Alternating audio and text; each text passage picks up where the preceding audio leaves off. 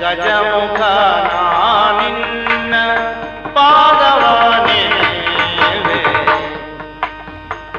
ನಿಜವಾಗಿ ಕರುಣಿಸೋ ವರಗಳ ಪ್ರಭುವೇ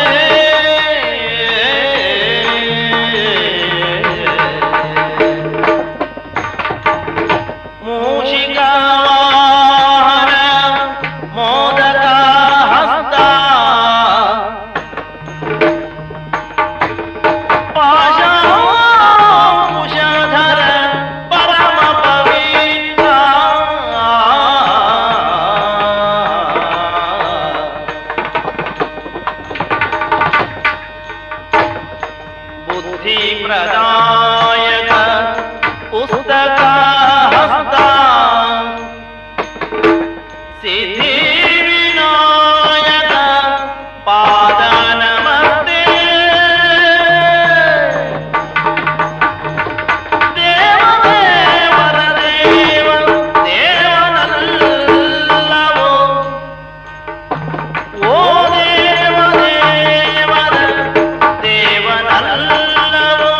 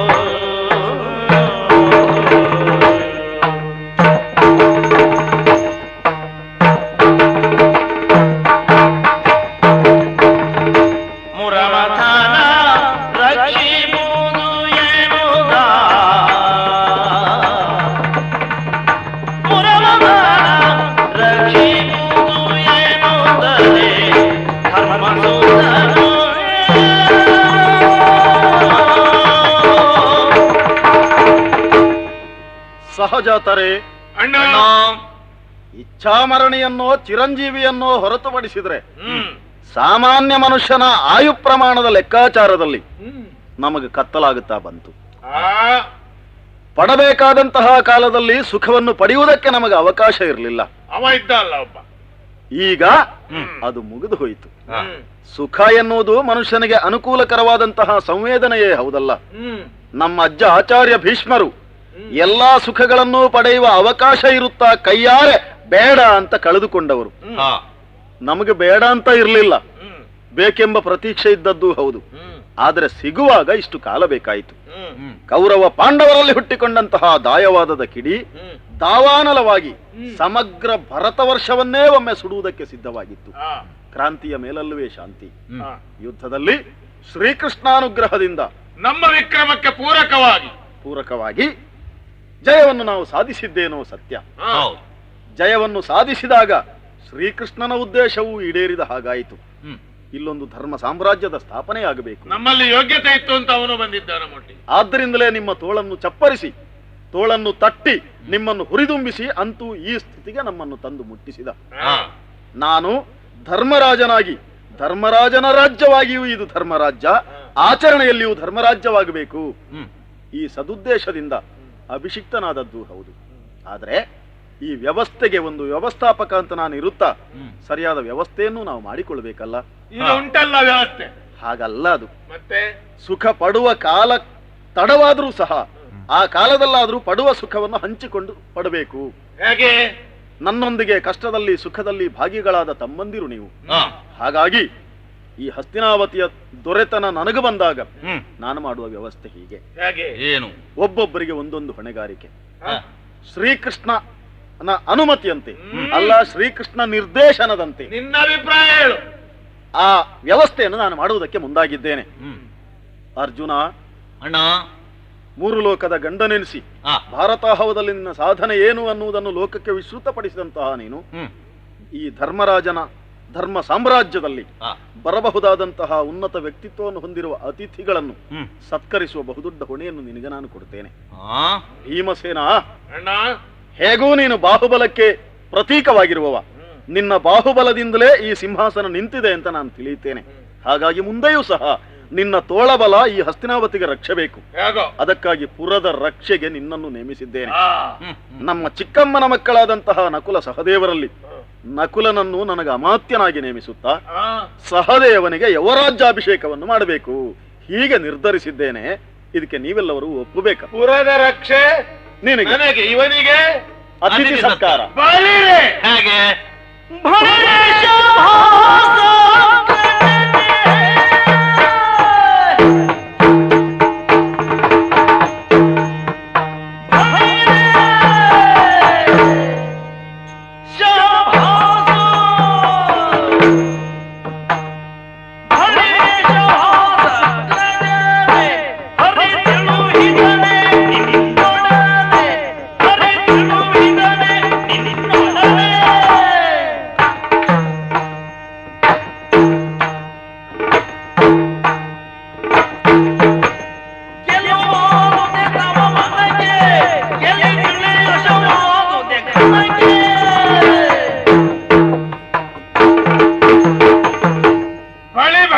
ಧರ್ಮಸೂನು ಅಗ್ರಜ.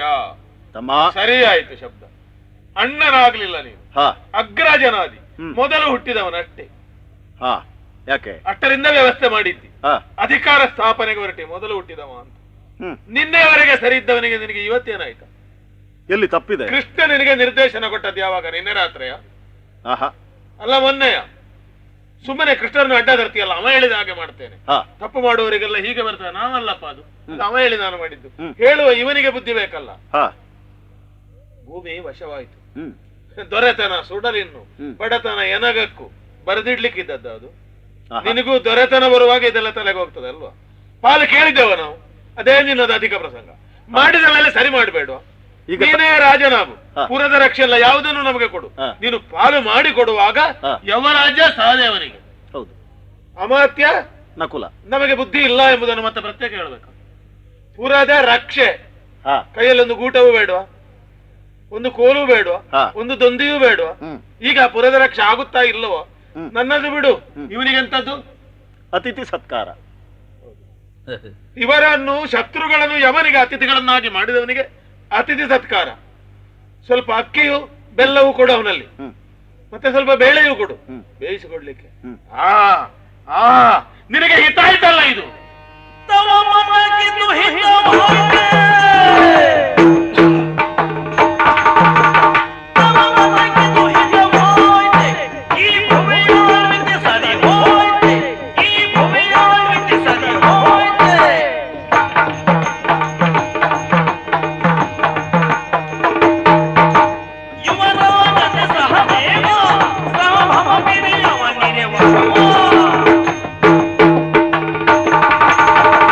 ನಿನ್ನ ಮನಸ್ಸಿಗೆ ಸರಿ ಆಯ್ತು ಅಲ್ವಾ? ಹೌದು. ಮತ್ತೆ ಅವನನ್ನು ದುರ್ಯೋಧನನ್ನು ಯಾಕೆ ದೂರುವುದು? ಖಾಂಡವ ಪ್ರಸ್ಥ, ಕಾಡುಗುಡ್ಡೆಯನ್ನು ನಮಗೆ ಕೊಟ್ಟದ್ದವ, ನಿನಗೆ ಮಾಡಿದ್ದದು. ಹಿರಿಯರ ಮಾತು ಅಂತ ತಲೆ ಆಡಿಸಿಕೊಂಡು ಬಂದಿ ನೀನು.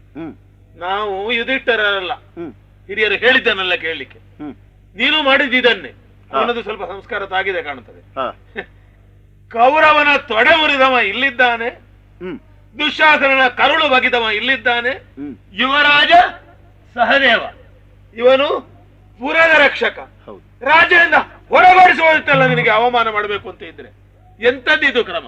ಈಗ ಒಂದು ನಾವು ಮಾಡಿದ ಸಾಹಸಕ್ಕೆ, ನಾವು ಪಟ್ಟ ಶ್ರಮಕ್ಕೆ, ನಾವು ತೋರಿಸಿದ ವಿಕ್ರಮಕ್ಕೆ ಹ್ಮ್ ಕುರುಕ್ಷೇತ್ರವೆಂದೇನು ಬದುಕಿನ ಉದ್ದಕ್ಕೂ ಹ್ಮ್ ನಿಮ್ಮೆಲ್ಲರ ರಕ್ಷಣೆಗಾಗಿ ನಾನು ಹೇಳಿಕೊಳ್ಬಾರ್ದು, ಹೇಳದ ಉಪಾಯ ಇಲ್ಲ.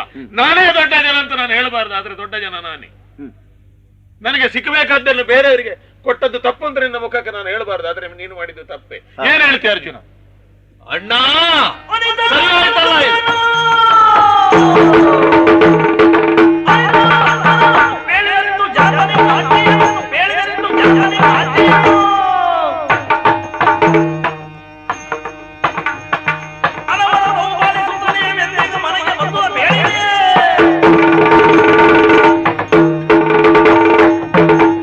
ಅಣ್ಣ ಹ್ಮ್ ನನ್ನಣ್ಣ ಭೀಮಸೇನ ಹಾ ಮಾತನಾಡುದು ಯಾವಾಗಲೂ ಹೀಗೆ, ಹಾ ಆದ್ರೆ ಇವತ್ತು ಮಾತಾಡಿದ್ದು ಹಾ ಅಕ್ಷರ ಸಹ ಸತ್ಯ, ಒಂದು ತೆಗೆದು ಹಾಕುವ ಆಗಿಲ್ಲ. ಹೌದಾ? ಅಣ್ಣ ಹ್ಮ್ ಏನು ಮಾಡೋಣ ಹೇಳು? ಹ್ಮ್ ನೀನು ಹೇಳಿದ ಹಾಗೆ ನಡೆದವರು ನಾವು. ಹ್ಮ್ ಪಾಂಡವರು ಉಳಿದವರು ಧರ್ಮರಾಯರ ನೆರಳು, ಹ್ಮ್ ಹೀಗಲ್ವೇ ಹೇಳೋದು? ತಲೆಗೆ ಹೋಗಿದೆ ಈಗ. ನೀನು ಗುಣಗ್ರಾಹಿ ಅಂತ ನಾವೆಲ್ಲ ತಿಳಿದದ್ದು, ಹ್ಮ್ ಆದ್ರಿಂದ ಸತ್ಪಾತ್ರವನ್ನು ನೋಡಿ ಹ್ಮ್ ವ್ಯವಸ್ಥೆ ಮಾಡ್ತೀಯ ಅಂತ ತಿಳ್ಕೊಂಡೆ. ಹ್ಮ್ ಅಣ್ಣ ಹ್ಮ್ ಏನು ಮಾಡಿಬಿಟ್ಟೆ ನೀನು. ಹ್ಮ್ ಭೀಮಸೇನಿಗೆ ಏನದು ಪುರರಕ್ಷಣೆ ಹಾ ಹೇಳಿದಲ್ಲ, ಅದಕ್ಕೆ ಉತ್ತರ ಹೌದು. ಎಷ್ಟು ಅವನಿಗೆ ಸಮ್ಮತ ಆಗಿದೆ ಅಂತ. ಹಾ ಈಗ ನಾನು ಕೂಡ ಅದನ್ನು ಕೇಳಿಕೊಂಡಿರ್ಬೇಕಾ? ನನಗೆಂತದ್ದು ಅತಿಥಿ ಸತ್ಕಾರವ? ಕಲಶ ಕನ್ನಡಿ ಗಂಟೆ ವಾದ್ಯ ಎಲ್ಲ ಹಿಡ್ಕ. ಅಣ್ಣ ಹಾ ಈಗ ಹಸ್ತಿನಾವತಿ ನಮಗೆ ಸಿಕ್ಕಿದೆ, ಹ್ಮ್ ಇಲ್ಲಿ ಏನು ಆ ವ್ಯವಸ್ಥೆ ಮಾಡ್ಲಿಕ್ಕೆ ಜನ ಕಮ್ಮಿ ಆಗಿದ್ದಾರ? ಹಾಗಲ್ಲ ಅದು. ಈಗ ನನ್ನ ಯೋಗ್ಯತೆಯನ್ನು ನೋಡಿ ನೀನು ನನಗೆ ಕೊಟ್ಟದ್ದು ಇದೊಂದು ಹೊಸ ಏರ್ಪಾಡು ಎಂತದ್ದು ಅಂತ. ನೀನು ಯಾಕೆ ಇಲ್ಲದ್ದು. ಅವನು ಹೇಳಿದ ಹಾಗೆ ನೀನಲ್ಲಿ ಕೇಳಿದ ಈ ಪಾಲು ಪಟ್ಟಿ ಮಾಡ್ಲಿಕ್ಕೆ? ಆಹಾ. ಮತ್ತು ನೀನಾಗಿ ಮುಂದೆ ಬಂದು ಹಾ ಪ್ರತ್ಯೇಕವಾಗಿ ನೀನು ಇದು ಮಾಡು ಅಂತ ನನಗೆ ನಿರ್ದೇಶನ ಮಾಡಬೇಕಾಗಿದ್ರೆ ಹ್ಮ್ ನನಗೆ ನೀನು ಕೊಟ್ಟ ಸ್ಥಾನ ಏನು ಅಂತ ಗೊತ್ತಾಗ್ಲಿಲ್ವಾ? ಹ್ಮ್ ಅಣ್ಣ ಹ್ಮ್ ಇಷ್ಟೆಲ್ಲ ಸುಮ್ಮನಿದ್ದದ್ದು ಯಾಕೆ? ಹ್ಮ್. ಇಷ್ಟೆಲ್ಲ ಸಾಧನೆ ಮಾಡಿ ತೋರಿಸಿದ್ದು ಯಾಕೆ? ಹಾ ಕೇವಲ ನಿನಗಾಗಿ. ಹ್ಮ್ ನಿನಗಾಗಿ ಅಂದ್ರೆ ಹ್ಮ್ ಇದಕ್ಕೆ ಹೇಳಿದವ ಇದ್ದಾರೆ ನಮಗೆ, ಹಾ ಕೃಷ್ಣ ಸ್ವಾಮಿ. ಹೌದು. ಅವ ಹೇಳಿದಂತ ಇಷ್ಟು ಮಾಡಿದ್ದಕ್ಕೆ ನೀನು ಮಾಡಿದ್ದಲ್ವಾ? ಏನು ಮಾಡಿದ್ದೇವೆ ನಾವು?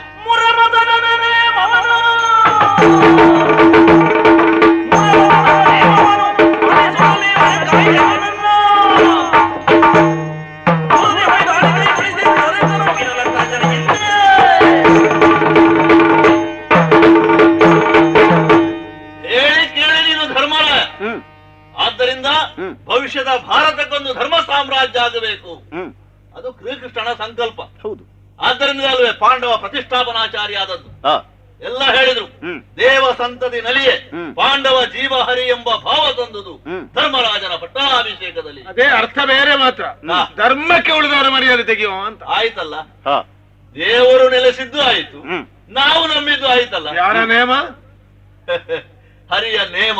ಹೌದು, ಈಗ ಕೊಟ್ಟಲ್ಲ ನಮಗೆ ನೇಮ ಇವ. ಹಾ. ಈಗ ಅವನೇ ನಮಗೆಲ್ಲ ನೇಮ ಕೊಟ್ಟದ್ದು. ಹೌದು. ಈಗ ಧರ್ಮರಾಜ ನಮ್ಮ ಅಣ್ಣನಾದ್ರು ಹಾ ಹರಿಗೆ ಯಾವಾಗಲೂ ಅವನ ಮಾತನ್ನು ಪಾಲಿಸುವ. ಹೌದು, ಈಗ ಹೇಳಿಕೊಟ್ಟಿದ್ದಾನೆ ಅಂತ ಸುಳ್ಳ ಸತ್ಯವೋ ಎಂತದು? ಆದ್ರೆ ಅವನು ಹೇಳಿದ್ದು ನಮಗೇನು? ಹ್ಮ್ ನಿಮಗೆ ಧರ್ಮರಾಯನ ಮಾತು ವೇದವಾಕ್ಯ, ಹ್ಮ್ ಅದರಿಂದ ಅವನು ಹೇಳಿದ ಹಾಗೆ ನಡೆಯಿರಿ. ಹ್ಮ್ ಅದಕ್ಕೆ ಬೇಕಾಗಿ ಏನೆಲ್ಲ ಕರ್ಮ ಮಾಡಿದ್ದೇವೆ ನಾವು. ಹಾ ಕೆಲವು ಸಲ ಹೇಳುವುದಕ್ಕೆ ಹ್ಮ್ ಯಾಕೆ ಹೇಳಬೇಕು? ಪ್ರಪಂಚದಲ್ಲಿ ಎಲ್ರಿಗೂ ಗೊತ್ತಿರುವಂತದ್ದು ಹೌದು. ನಾನು ಮಾಡಿದ ಸಾಧನೆ. ಹ್ಮ್. ಈಗ ಅಣ್ಣ ಮಾಡಿದ್ದು ಅವ ಹೇಳಿದ ಎಲ್ರಿಗೂ ಗೊತ್ತುಂಟು. ತನ್ನನ್ನು ಹೊಗಳಿಕೋ, ಈಗ ಅದು ಮಾಡಿಕೊಂಡ. ಹ್ಮ್. ನಿನ್ನನ್ನು ಬೈಬೇಕು, ಅದು ಮಾಡಿಕೊಂಡ. ಹೌದು. ಸುಳ್ಳನ್ನು ಸತ್ಯ, ಸತ್ಯವನ್ನು ಸುಳ್ಳು, ಹಾ. ಏನೆಲ್ಲ ಆಗಿದೆ ಅಲ್ವಾ? ಆ ಶಿಬಿರದಲ್ಲೇ ಅವತ್ತೇ ನಾನು ಆತ್ಮಹತ್ಯೆ ಮಾಡಿಕೊಳ್ಬೇಕಾಗಿತ್ತು. ಹೌದು. ಅಲ್ದಿದ್ರೆ ಅದನ್ನು ನಿಲ್ಲಿಸಿದೆ. ಅಲ್ಲದೇ ಇದ್ರೆ ನನ್ನನ್ನು ತೆಗಿಬೇಕು. ಹೌದು, ನೀನು ಕಾಡಿಗೆ ಹೊರಟು ನಿಂತವ. ಹಾ ಮತ್ತೆ ಕೂಡ ನಿನಗೋಸ್ಕರವಾಗಿ ಹ್ಮ್. ಭಾರತ ವೀರ ಯಾರು ಅಂತ ಕೇಳಿದ್ರೆ ಹ್ಮ್. ಅರ್ಜುನ. ಹ್ಮ್ ಎಷ್ಟು ದಿವಸ ನಡೆಯಿತು? 18 ದಿವಸ ಭಾರತ ಯುದ್ಧ ನಡೆಯಿತ. ಹ್ಮ್ 18 ದಿವಸದಲ್ಲಿಯೂ ಹಾ ಆ ಭಾಗದಲ್ಲಿ ನೋಡು, ಹ್ಮ್ ಒಂದೊಂದು ಪರ್ವಕ್ಕೆ ಒಬ್ಬೊಬ್ಬ ಜನ. ಹೌದು. ಆದ್ರೆ ಹ್ಮ್. ಇಡೀ ಪರ್ವದಲ್ಲಿ ಉಳಿದವ ಯಾರು? ನೀನು ನಾನು ಒಬ್ಬರೇ. ಹ್ಮ್ ಮೊದಲಿಗೆ ಬಂದವರು ಭೀಷ್ಮಾಚಾರ್ಯರಲ್ವಾ? ಹ್ಮ್ ನಮ್ಮ ಉಭಯ ಕುಲ ಪಿತಾಮಹರವರು ಹಾ ಹರೆಯದ ಯುವಕರನ್ನು ನಾಚಿಸುವ ಹಾಗೆ ಹ್ಮ್ ಯುದ್ಧ ಮಾಡಿದ್ರು. ಹ್ಮ್. ದ್ರೋಣರನ್ನು 5 ದಿವಸ ಎದುರಿಸಿದ್ದು ಯಾರು? ನಾನು. ಆ, ನಮ್ಮ ಅಜ್ಜ ಹೇಳಿದ್ರು, ಹ್ಮ್. ಕೊನೆಗೂ ಪಾರ್ಥನಸ್ತ್ರ ದಿನೊಂದೇ ನಕಟ 5 ಅಕ್ಷೋಣಿ ಸೇನೆ ಒಬ್ಬರೇ ಕೊಂದದ್ದು ಯಾರು? ಅರ್ಜುನ. ಅಲ್ವಾ? ಹ್ಮ್. ಆಮೇಲೆ ನಮ್ಮ ಗುರುಗಳು ನನಗೆ ಕಲಿಸಿದ ಗುರುಗಳು. ಆದ್ರೆ ಈ ಹೊತ್ತಿಗೂ ಪಟ್ಟ ಶಿಷ್ಯ ಅಂತ ಕರೆಯುವುದು ಯಾರನ್ನು? ನನ್ನನ್ನು. ಅವರೇ ಹೇಳಿದ್ರಲ್ಲ, ಅರ್ಜುನನೊಬ್ಬ ತಪ್ಪಿದ್ರೆ ಸಾಕು, ಮತ್ತೆ ಉಳಿದವರನ್ನೆಲ್ಲ ನೋಡಿಕೊಳ್ತೇನೆ ಅಂತ. ಹಾಗೆ ಅವರಿಗೂ ನನ್ನ ಬಗ್ಗೆ ಎಷ್ಟು ಭಯ ಉಂಟು ನೋಡು. ಕೊನೆಗೆ ಆ ಕರ್ಣ ಬಂದನಲ್ಲ, ಅವನು ಹೇಳಿದ್ದೇನು? ಹರ ಹರ ಸಮರದಲ್ಲೂ ಕೈ ಸೋತೆ. ಅಂದ್ರೆ ಏನು? ಯಾರ ಸಮರ ಅದು? ಅವನು ಕಾಯ್ದುಕೊಂಡಿದ್ದದ್ದು ನನ್ನನ್ನೇ. ಹಾಗಿದ್ರೆ ಈ ಭಾಗದಲ್ಲಿ ಅರ್ಜುನ ನಿರುತ್ತ, ಅದರ ಪೂರ್ವದಲ್ಲೇ ನೀನು ನೋಡು. ಅಂಗಾರಪರ್ಣ ಪ್ರಕರಣ ಇರಬಹುದು, ದ್ರೌಪದಿ ಸ್ವಯಂವರ ಇರಬಹುದು, ಅಲ್ಲಿ ವಿರಾಟ ನಗರದಲ್ಲಿ ಆ ಗೋಗ್ರಹಣದ ಕಾಲ ಇರಬಹುದು. ಅರ್ಜುನನ ಎಲ್ಲ ಕಾಲಕ್ಕೆ ಅರ್ಜುನ ಅಂದ್ರೆ ಅರ್ಜುನನೇ, ಬೇರೆ ಇಲ್ಲ. ವರ್ಗ ಮರ್ತ್ಯ ಪಾತಾಳಗಳಲ್ಲಿ ಈ ಕಾಲಕ್ಕೆ ಒಬ್ಬ ವೀರ ಅಂತ ಇದ್ರೆ ಅದು ನಾನು.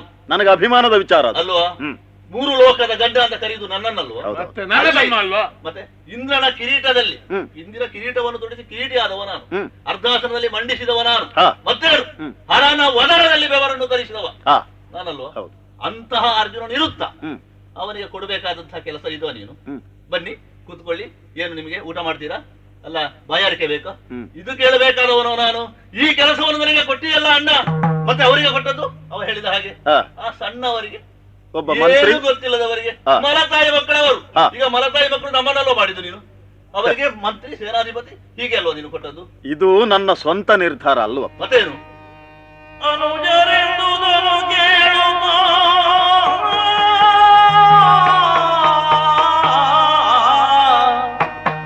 ಅನುಜರೆಂದುದ ಕೇಳುದಂಬಗತನು ಜನು ಸುರಿದ ನಿಮ್ಮ ಮನದಿರವನು ತಿಳಿಯಲರುಹಿದೆನು ಮಾಧವನುಕ್ತಿಗಳ ನಿಮಗೆ. ನಿಮ್ಮ ಮನದಿರವ ತಿಳಿಯಲರುಹಿದೆ ಮಾಧವನ ನುಡಿಗಳನ್ನು ನಮಗೆ ಸರ್ವತವೋ. ಮಾಧವನ ನುಡಿಗಳು ನಮಗೆ ಸರ್ವತವು. ನಮ್ಮೇಳಿಗೆಯ ನೀತನಕ ನೋಡುತ್ತ ಕಾಯ್ದ ಕರುಣಾವನಧಿಯಾಜ್ಞೆಯ ಮೀರೆ. ನಮ್ಮೇಳಿಗೆಯ ನೀತನಕ ಕಾಯ್ದ ಕರುಣಾವನಧಿಯಾಜ್ಞೆಯನು ಮೀರೆನೋ ಎನ್ನುತ್ತ ಸಹಜಾತರ ಸಂತೈಸಿ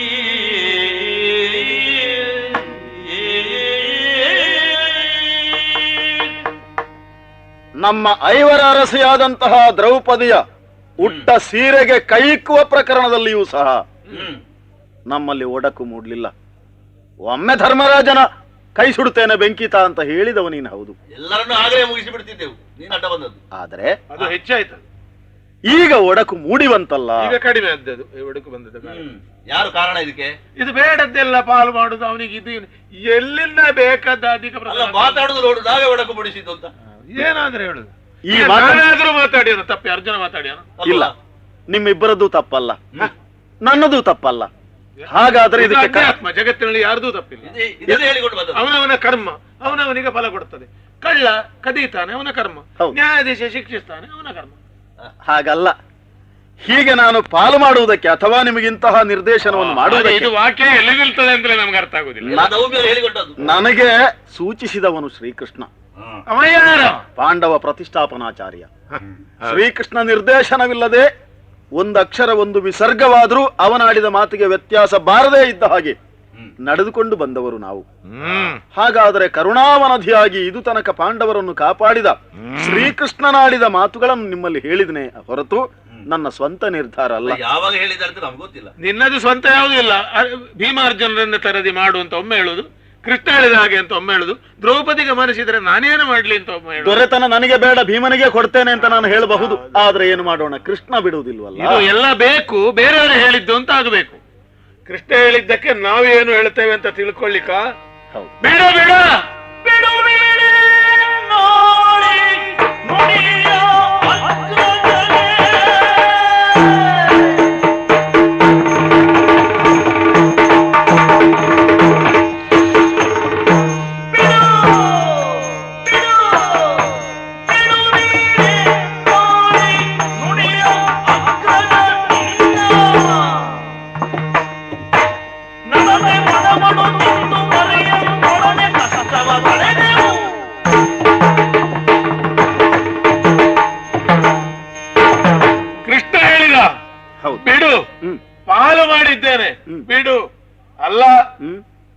ಯಕ್ಷ ಪ್ರಶ್ನೆಯಲ್ಲಿ ನಿನ್ನ ಹತ್ರ ಸೋತಾಗಿದೆ, ಅದಕ್ಕೆ ನಿನ್ನನ್ನು ಹಿಡ್ಕೊಂಡದ್ದು ಯಕ್ಷಿ. ಈಗ ಪಿಶಾಚವ. ಈ ಪಾಲು ಮಾಡುದು, ಕಡಿಮೆ ಕೊಡುವುದು, ನಂಜು, ಇದೆಲ್ಲ ಕೌರವಂದು. ಅದರ ಭೂತ ಹಿಡಿದಿದ ನಿನಗೆ ಅಂತ ಗೊತ್ತಿಲ್ಲ. ನಿನಗಾಗಿ ಬಾಲ್ಯದಿಂದ ಎಷ್ಟವರೆಗೆ ಧರ್ಮ, ನ್ಯಾಯ, ನೀತಿ ಅಂತ ಕಷ್ಟಪಟ್ಟದ್ದಕ್ಕೆ ಈ ಮಾತು ನಮ್ಮ ಮೇಲಲ್ವಾ? ಆ ಕಾರಣಾಂತರದಲ್ಲಿ ಏನಾಗಿದೆ?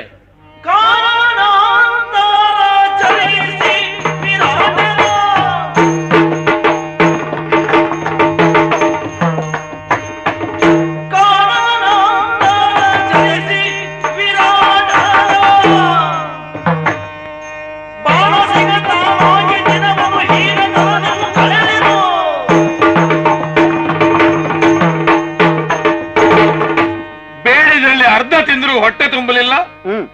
ಭೀಮ ಹೊಟ್ಟೆ ಬಾಕ ಅಂತ ಧರ್ಮಕ್ಕೊಂದು ವಿರೋಧ ಆಯ್ತು. ಲಾಕ್ಷಾಗ್ರಹದಲ್ಲಿ ಮಲ್ಕೊಂಡಿರಿ, ಹೋಗುವ ಕಾಲದಲ್ಲಿ ಇದ್ರೆ ನಿಮಗೆ 5 ಜನರನ್ನು ಹೊತ್ತುಕೊಂಡು ಹೋಗುವಾಗಲೂ ಒಬ್ಬರಿಗೂ ಬೋಧ ಇಲ್ಲ. ಹಿಡಿಂಬ ಬಂದು ನಿಮ್ಮನ್ನು ಎಲುಬ ಸಮೇತ ನುಂಗುತ್ತಿದ್ದ. ಬದುಕಿಸಿದವ ಇವ, ಹೇಳಬಾರದು ನಾನು ಅಂತ, ಆದ್ರೆ ಮಾಡಿದ್ದ ನಾನೇ. ಬಕಾಸುರ ಒಂದು ಸಲ ಊಟ ಮಾಡ್ಲಿಕ್ಕೆ ಬಕಾಸುರನ ಅನುಗ್ರಹದಿಂದ ಸಾಧ್ಯ ಆಗಿದೆ. ಅವ ನಿಜವಾಗಿ ಅಣ್ಣ. ಅವ ಒಂದು ಸಲ ಸರಿ ಹೊಟ್ಟೆ ಊಟ ಮಾಡುವ ಹಾಗೆ ಮಾಡಿದವ ಅವ. ಅನ್ನ ಕೊಟ್ಟವರನ್ನೇ ಧ್ವಂಸ ಮಾಡಬೇಕಾಯ್ತು, ಉಪಾಯ ಇಲ್ಲ. ಅಲ್ಲಿ ಬಂದವರನ್ನು ಬಡಿಗೆ ಹಿಡಿದು ಹೊಡೆದಿದ್ದೇನೆ. ದ್ರೌಪದಿ ಸ್ವಯಂವರ ಪ್ರಕರಣದಲ್ಲಿ ನಮ್ಮಿಬ್ಬರ ವಿಕ್ರಮಲ್ಲದ್ರೆ ರಾಜರು ನಿನ್ನನ್ನು ಅಡ್ಡ ನುಂಗುತ್ತಿದ್ರು. ಕುಲಾಲ ಗ್ರಹದಲ್ಲಿ ಹಾಗೆ. ಆಮೇಲೆ ಕಾಡಿಗೆ ಹೋದೆವು, ವಸ್ತ್ರಾಪಹಾರ ಅದನ್ನು ನುಂಗಿಕೊಂಡೆವು. ಕಾಡಿನಲ್ಲೂ ಬೇಕಾದಷ್ಟು ಕಷ್ಟಪಟ್ಟೆವು. ಸೌಗಂಧಿಕ ಪುಷ್ಪ ಪ್ರಕರಣ, ಹೆಂಡತಿಗೆ ಒಂದು ಸಂತೋಷ ಕೊಡುವ ಕೆಲಸ ಮಾಡಿದ್ದಿದ್ರೆ ಇವ. ಸ್ವರ್ಗಕ್ಕೆ ಹೋಗಿ ತಪಸ್ಸು ಮಾಡಿ ಶಸ್ತ್ರ ತರೋದು, ಅಸ್ತ್ರ ತರೋದು ಇವ ತರಬೇಕು. ಅಂತದ್ದೆಲ್ಲ ನಾವು ಮಾಡಬೇಕು. ವಿರಾಟನ ಮನೆಯಲ್ಲಿ ಅಡುಗೆ ಕೆಲಸ ನಾನು ಮಾಡಬೇಕು. ಇವ ತನ್ನಂಗ ತಿನ್ನಂಗ ಅಂತ ನೃತ್ಯ ಮಾಡಿ ಈ ಸ್ಥಿತಿಗೆ ಬಂದಿಳಿದಿದ್ದಾನೆ. ಯುವರಾಜರು ನಾವಲ್ಲ. ದನ ಕಾದವ, ಕುದುರೆ ಕಾದವ ಯುವರಾಜ. ಎಂತದ್ದು ಮಾಡಿದವರೇ ಅಲ್ಲ. ನಮ್ಮ ತಮ್ಮಂದಿರನ್ನು ಹೇಳಬಾರದು, ಆದ್ರೆ ಮಾಡ್ಲಿಲ್ಲ ಎಂಬುದು ಸತ್ಯ. ನಾನೇ ಕೆಲಸ ಮಾಡಿದವ, ನನ್ನಿಂದ ಹೆಚ್ಚು ಕೆಲಸ ಮಾಡಿದವ ಅವ. ಆದ್ರೆ ದೊಡ್ಡವನಾದ ಯುವರಾಜ ನಾನು ಆಗಬೇಕಾದ್ದು, ಅವನು ಮಂತ್ರಿ ಆಗಬೇಕಾದ್ದು ನ್ಯಾಯ ಎಲ್ಲ ಬಿಟ್ಟು ಕೃಷ್ಣ ಕೃಷ್ಣ ಅಲ್ಲ, ಇದು ಏನೋ ಆಗಿದೆ ನನಗೆ, ಒಪ್ಪಲಿಕ್ಕೆ ಸಾಧ್ಯ ಇಲ್ಲ. ಇದು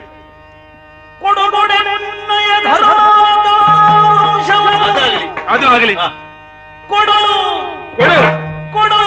ಪಾಲಾಗ್ಲಿ.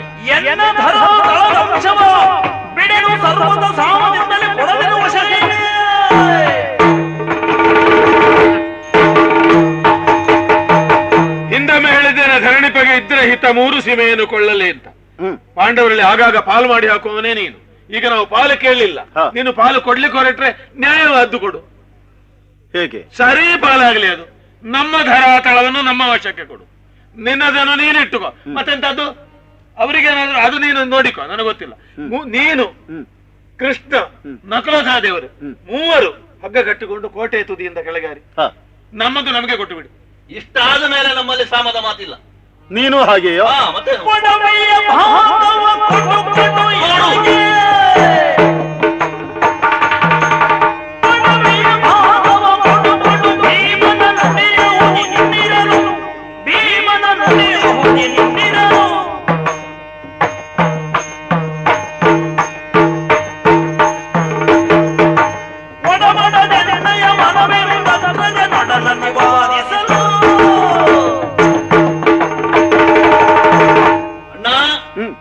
ಒಂದು ಸಲ ಮನ ಕಷಾಯ ಬಂದು ಹೋಯಿತು, ಯಾವತ್ತೂ ಸರಿಯಾಗಲಿಕ್ಕಿಲ್ಲ. ಇಷ್ಟರವರೆಗೆ ನಾವು ಭಾವಿಸಿದ್ದೇನು, ಜ್ಯೇಷ್ಠ ಭ್ರಾತ ಪಿತು ಸಮಃ, ನನ್ನ ತಂದೆ ಸ್ಥಾನದಲ್ಲಿ ನಿನ್ನನ್ನಿಟ್ಟು ನಾನು ಪೂಜೆ ಮಾಡಿದವ. ನಮ್ಮ ಬಗ್ಗೆ ಅದೇ ರೀತಿ ಔದಾರ್ಯ ಬುದ್ಧಿಯನ್ನು ನೀನು ತೋರಿಕೊಂಡು ಬಂದಿದ್ದೀ ಅಂತ ತಿಳಿದದ್ದು. ಆದ್ರೆ ಈಗ ನೀನು ಈ ರೀತಿಯ ಭೇದ ಭಾವವನ್ನು ನಮಗೂ ಆ ಮಾದರಿಯ ಮಕ್ಕಳಿಗೂ ಮಾಡ್ತೀಯ ಅಂತ ಆದ್ಮೇಲೆ ಇನ್ನು ನಿನಗೆ ತಮ್ಮಂದಿರ ಅವಳೇ ಅಲ್ವಾ, ಅವರೇ ಅಲ್ವಾ? ಅವತ್ತು ಯಕ್ಷನಲ್ಲಿ ಹೇಳಿದ್ದೆ ಅದೇ ಅಲ್ವಾ, ಮೊದಲು ಅವ ಬದುಕಲಿ. ಈಗ ಅದರ ಕಾರಣ ಗೊತ್ತಾಯ್ತು. ಆಗ ಹೇಳಿದ್ದೆ ಬೇರೆ ನೀನು. ಸರಿ, ಆಗ ಹೇಳಿದ್ರೆ ಭೀಮ ಬಂದ್ರೆ ಕೊಡಬೇಡ ಶಸ್ತ್ರ, ಅವಿವೇಕೆ ಆಗ್ಲೇ ಬಿಟ್ಟು ಹೋಗ್ಬೇಕಿತ್ತು. ಈಗ ಅಣ್ಣ ಹೇಳಿದ್ದು ಸರಿ, ನನಗೂ ಅದರ ಸಹಮತ ಉಂಟು. ಯಾಕೆ ಗೊತ್ತುಂಟ, ಈ ಹಂಗೆ ಬೇಡ ನಿಂದು, ನಮಗೇನು ಸಲ್ಲಬೇಕು. ಇದು ಮನೆ, ಕುಟುಂಬ, ಅಣ್ಣ ತಮ್ಮ ಅಂತ ಒಬ್ಬೊಬ್ಬರೇ ಸಾಯುದ ಇಲ್ಲಿ. ನನ್ನ ಪೊಡವಿ ಭಾಗ ನನಗೆ ಏನು ಮಾಡಿ ಇಬ್ಬರಿಗೆ ಇಬ್ಬರದ್ದು ಒಟ್ಟಿಗೆ ಕೊಡು.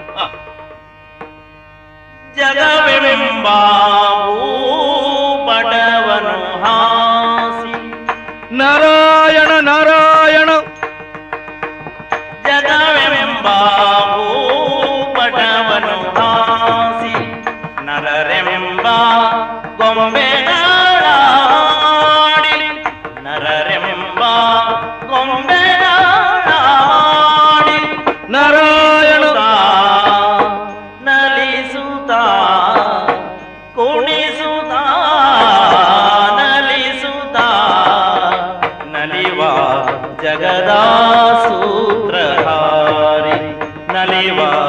ಜಗದ ಸೂತ್ರಧಾರಿ ಜಯ ಜಯ ನಾರಾಯಣ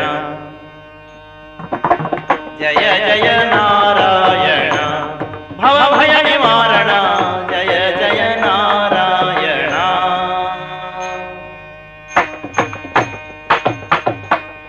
ನಾರಾಯಣ ನಾರಾಯಣ. ಓ ಹೋ ಹೋ ಹೋ ಹೋ ನಾರದ ಮಹರ್ಷಿಗಳು ಬಂದ ಮೌನೀಂದ್ರ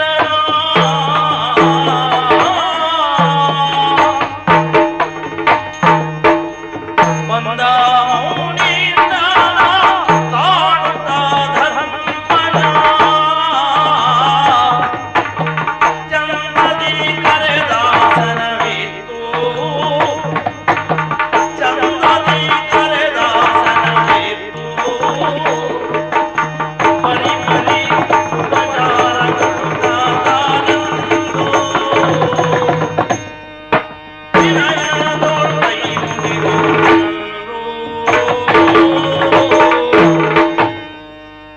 ದೇವಮುನಿಗಳಾದಂತಹ ನಾರದರು ಯುಧಿಷ್ಠಿರ ದೇವ. ಹೌದಯ್ಯ. ಶಾಪವನ್ನಾದರೂ ವರವಾಗಿಸಿಕೊಂಡ ಪುಣ್ಯಾತ್ಮ ತಾವು. ಆ ಲೋಕ ಹಿತಕ್ಕಾಗಿಯೇ ತಮ್ಮ ಶಾಪ ವರವಾಗಿ ಪರಿಣಮಿಸಿದೆ ಅಂತ ನಾನು ತಿಳಿಯುತ್ತೇನೆ. ಓಹೋ ಸ್ವಾಮಿ, ಆಕಾಶದಿಂದ ಸೂರ್ಯಮಂಡಲವೇ ಧರೆಗಿಳಿದು ಬಂದ ಹಾಗೆ ಹ್ಮ್ ಹಸ್ತಿನಾವತಿಗೆ ಸನ್ನಿಧಾನ ಮಾಡಿದ್ದೀರಿ. ಹ್ಮ್ ಪರಮ ಸಂತೋಷವಾಯಿತು. ಹ್ಮ್ ಹೀಗೆ ಬರಬೇಕು, ಹ್ಮ್ ನಾನಿತ್ತ ಆಸನವನ್ನು ಸ್ವೀಕರಿಸಬೇಕು, ಯಥಾ ಉಚಿತ ಅನ್ನುವುದಕ್ಕಿಂತ ಯಥಾ ಸಾಧ್ಯವಾದ ಉಪಚಾರಗಳನ್ನು ಸ್ವೀಕರಿಸಬೇಕು ಸ್ವಾಮಿ. ಧನ್ಯನಾದೇನಪ್ಪ, ಪ್ರಸನ್ನನೂ ಆದೆ ನಿನ್ನ ಉಪಚಾರ ಮಾತ್ರದಿಂದ. ಹ ಆದ್ರೆ ಓ ಯುಧಿಷ್ಠಿರ ದೇವ, ಏನಯ್ಯ ಭೂಪಾನಿನ್ನ ಮುಖಾಂಬುಜ ಏನು ಬಾಡಿರುವುದು ಮುನ್ನ ನಿನ್ನ ಮುಖಾಂಬುಜವು ಬಾಡಿರುವುದು ಮುನ್ನ ಈ ನರ ಭೀಮರು ರೌದ್ರದೇಂದಿಹ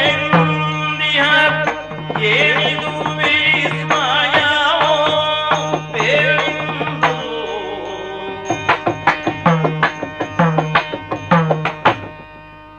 ಓ ಯುಧಿಷ್ಠಿರ ದೇವ, ಪೂಜ್ಯರೇ, ದಕ್ಷತೆ ಮತ್ತು ಶ್ರದ್ಧೆ ಎರಡೂ ಸಮ್ಮಿಳಿತ ಸ್ಥಿತಿಯಲ್ಲಿ ಸತ್ಕಾರ ನಡೆದ್ರೆ ಹ ಅದು ನಿಜವಾಗಿಯೂ ಸಫಲ, ಸಾರ್ಥಕ.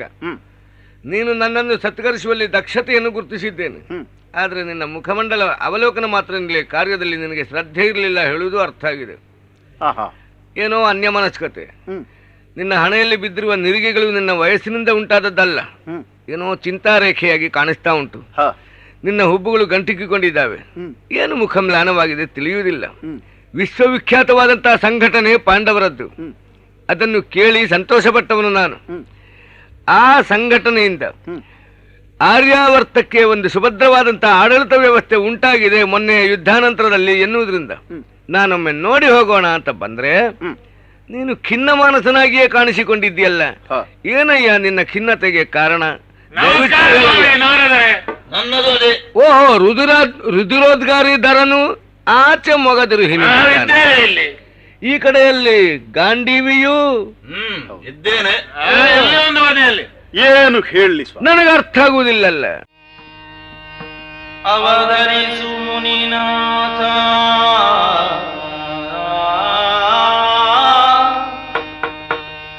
ಅವತರಿಸು ಮುನಿನಾಥ ಆ ಶ್ರೀಧವನರು ಹಿದಂತಿನ್ನು ಮುಂದಗೆ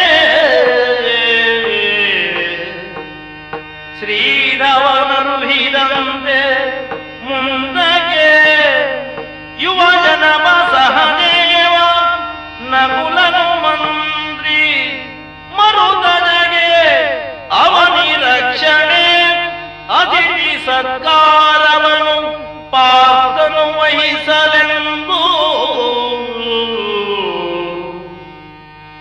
ಶ್ರೀಧವನರು ಹಿದಾದೆರ ಇವರಿಗರು ಹಿದೆರು. ಹೌದು ಸ್ವಾಮಿ, ಇವರಿಗೆ ಬರೆಯರುವೆ ತಿರಸ್ಕರಿಸುವುದೆನ್ನೊಡನೆ ಹಲವಂಗದಿ ವಾದಿಬರು ಎನ್ನೊಡನೆ ಹಲವಂಗದಿ ವಾದಿಬರು ಪಥ ಕಾಣೆ ಸುರವು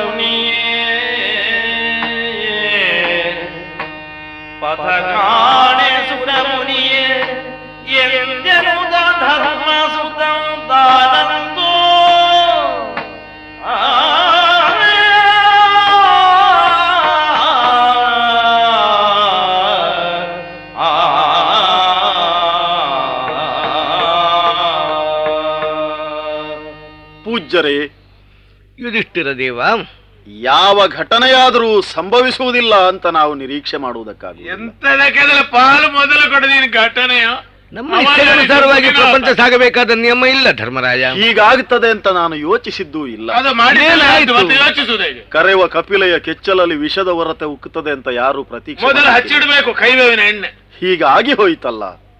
ಪಾಂಡವರಾದಂತಹ ನಮ್ಮೊಳಗಿರುವ ಐಕಮತ್ಯ ಏನು ಅಂತ ನಿಮಗೂ ಗೊತ್ತು, ಲೋಕವಿಶ್ರುತವಾದ ಸತ್ಯ, ವಿಶ್ವವಿಖ್ಯಾತ.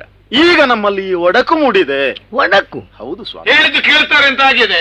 ಬರಲಿ ಬಾಲವೇ ಆಶ್ಚರ್ಯಕ್ಕೆ ಕಾರಣವಾಗಿದೆಯಲ್ಲ. ಮಾತಾಡ್ಲಿಕ್ಕೆ ಒಂದು ಜನ ಸಿಕ್ಕಿತ್ತು. ನೇರವಾಗಿ ಸ್ಪಷ್ಟವಾಗಿ ಹೇಳ್ತೇನೆ. ಕೆಲವೊಮ್ಮೆ ನಾರದರು ಬಂದಾಗ ಸಮಸ್ಯೆ ಪರಿಹಾರವಾಗುತ್ತದೆ, ಕೆಲವೊಮ್ಮೆ ಹುಟ್ಟಿಕೊಳ್ಳುತ್ತದೆ. ಇಲ್ಲಿ ಪರಿಹಾರವಾಗುತ್ತದೆ ಎನ್ನುವ ವಿಶ್ವಾಸದಿಂದ ನಾನು ಹೇಳುವುದು. ಅದಕ್ಕೆ ಹುಟ್ಟಿಸಿ ಹಾಕಿದ್ದು ನಾರದರು ಬರ್ತಾರೆ ಪರಿಹಾರ ಮಾಡಿ. ಭಾರತ ಹವ ಮುಗಿದ ಮೇಲೆ ಇಲ್ಲಿಯ ದೊರೆತನ ನನಗೆ ಶ್ರೀಕೃಷ್ಣ ಅನುಗ್ರಹದಿಂದ, ಶ್ರೀಕೃಷ್ಣ ನಿರ್ದೇಶನದಿಂದ ಸಿಕ್ಕಿತು. ಪಾಂಡವ ಸ್ಥಾಪನಾಚಾರ್ಯನೆಂಬ ಬಿರುದನ್ನೇ ಶ್ರೀಕೃಷ್ಣ ಹೊಂದಿದವನಪ್ಪ. ಅಂತಹ ಶ್ರೀಕೃಷ್ಣನ ಆದೇಶದಂತೆ ತಮ್ಮಂದಿರಾದಂತಹ ಭೀಮಾರ್ಜುನನ ಕುಲ ಸಹದೇವರಿಗೊಂದೊಂದು ಹೊಣೆಗಾರಿಕೆಯನ್ನು ನಾನು ಕೊಟ್ಟೆ. ರಾಜ್ಯ ಭಾರ ಸುಗಮವಾಗಿ ಸಾಗುವುದಕ್ಕೆ, ಸುಭದ್ರವಾಗಿ ಉಳಿದಿರುವುದಕ್ಕೆ ನಿಮ್ಮ ಹತ್ರ ಸಿಟ್ಟಲ್ಲ, ಒಂದು ಸುವ್ಯವಸ್ಥೆ. ಸರಿ ಕೇಳಿ ಅಂತ ಏನಂತೆ? ನಿಮ್ಮ ಹತ್ರ ಆದ್ರೆ ಬೇಡ ಇತ್ತು. ನನ್ನ ಕರ್ತೃತ್ವವೇ ಇದರಲ್ಲಿಲ್ಲ. ಶ್ರೀಕೃಷ್ಣ ಹೇಳಿದಷ್ಟನ್ನು ನಾನು ಮಾಡಿದೆ. ಏನು ಹೇಳಿದ್ದ? ಭೀಮನಿಗೆ ಪುರದ ರಕ್ಷೆ, ಪುನಃ ಪುನಃ ಅದೇ. ಅರ್ಜುನನಿಗೆ ಅತಿಥಿ ಸತ್ಕಾರ, ನಕುಲನನ್ನು ಅಮಾತ್ಯನನ್ನಾಗಿಸಿಕೋ, ಸೊಪ್ಪು ಹೊರಲಿಕ್ಕೆ ಒಂದು ಜನ ಆಗ್ಬೇಕಷ್ಟೇ, ಸಹದೇವ ಯೌವರಾಜ್ಯಾಭಿಷೇಕ್ತನಾಗಲಿ, ಹೀಗೆ ಶ್ರೀಕೃಷ್ಣ ನಿರ್ದೇಶಿಸಿದ. ಅದರಂತೆ ನಾನು ಹೇಳಿದಾಗ ಈ ಭೀಮಾರ್ಜುನರು ತಮ್ಮ ಯೋಗ್ಯತೆಗೆ ಸರಿಯಾದಂತಹ ಪದವಿ ಅಲ್ಲ, ನಾವು ಏನು ಹೀಗೆ ತಿಳಿದು ಈಗ ನನ್ನನ್ನು ಹಿಗ್ಗಾಮುಗ್ಗ ಎಳೆಯುವುದಕ್ಕೆ ಆರಂಭ ಮಾಡಿದ್ದಾರೆ. ಶ್ರೀಧವನಾಡಿದ ಮಾತನ್ನೇ ನಾನು ಹೇಳಿದ್ದೆ. ನನ್ನ ತಪ್ಪಿಲ್ಲ, ಏನು ಮಾಡೋಣ ಸ್ವಾಮಿ. ಶ್ರೀಕೃಷ್ಣನು ಸರ್ವಥಾ ದುರಾಲೋಚನೆಯಿಂದ ಹೇಳಿರ್ಲಿಕ್ಕಿಲ್ಲ. ಇಲ್ಲವೇ ಇಲ್ಲ, ದೂರಾಲೋಚನೆಯಿಂದಲೇ ನಿನಗೆ ನಿರ್ದೇಶನವನ್ನು ನೀಡಿರಬೇಕು. ಹೌದು, ಅದರಂತೆ ನೀನು ನಡಿಬೇಕಾದವನು ನಡೆದಿದ್ದೀಯ. ಅದರಲ್ಲಿ ತಪ್ಪನ್ನು ಗ್ರಹಿಸಿಕೊಂಡು ಹೀಗೆ ಜಗಳ ಮಾಡ್ತಾ ಇದ್ದಾರೆ, ಅಪಾರ್ಥ ಗ್ರಹಿಸಿಕೊಂಡಿದ್ದಾರೆ. ನೋಡೋಣ, ಅವರನ್ನೇ ನಾನು ವಿಚಾರಿಸಿಕೊಳ್ತೇನಪ್ಪ. ಓ ಭೀಮಾರ್ಜುನ್ರೇ, ನಮಸ್ಕಾರ ಸ್ವಾಮಿ. ಏನು ಸ್ವಾಮಿ? ಅಹುದೇನೈ ಭೀಮಾ ಪಾರ್ಥರೇ. ನಾವೇ. ಓ ಭೀಮ ಪಾರ್ಥರೇ. ಅಹುದೇನೈ ಭೀಮ ಪಾರ್ಥರು ಬರಿದೇತಜೆ.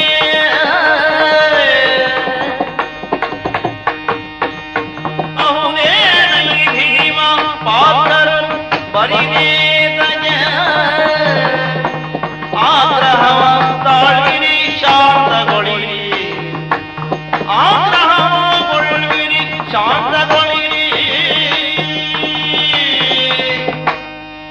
ವಿಹಿತವಲ್ಲವು ದುರಾಗ್ರಹ ಬೇಡ, ವಿಹಿತವಲ್ಲವು ದುರಾಗ್ರಹ ಬೇಡ ಬೇಡ. ಮೈಯ ವ್ಯರ್ಥದಿ ಭಾಷಿಸದೆ.